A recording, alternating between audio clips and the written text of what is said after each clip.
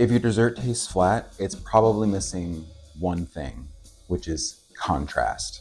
Salt is usually one of the biggest reasons why desserts taste flat, especially with American desserts, which are just by default very sweet and too sweet, in my opinion. They're often one note, which is sweet. Salt makes things taste more like themselves.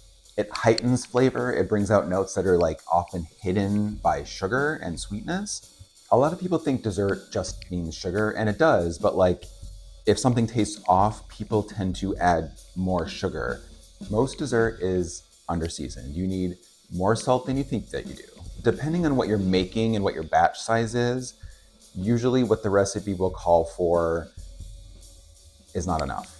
It does matter what kind of salt you're using though. Table salt has a very high salinity, so it's very salty. So a quarter teaspoon of table salt is going to be very different than a quarter teaspoon of kosher salt, which has a lower salinity, which is what I like to use because it's easier to control and you have like less chance of like oversalting something. But like a quarter teaspoon of salt in a batch of cookies that makes 48 cookies is not enough, in my opinion. But you need salt in everything, including dessert. The next thing that people miss or omit is usually acid.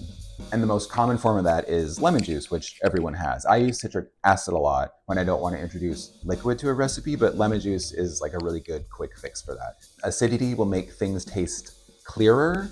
It really brightens things. Acidity can cut through sweetness and it can elevate flavors that were either like masked or hidden by too much sweetness. So adding both salt and acidity can really balance a recipe and give it like a depth of flavor that can't be duplicated otherwise. I did that a lot in kitchens. I was always constantly adjusting things. Like a little bit of lemon is not enough to make it taste lemony, and just like a little pinch of salt isn't going to necessarily register as something salty. It's just going to like sort of elevate and balance that recipe overall.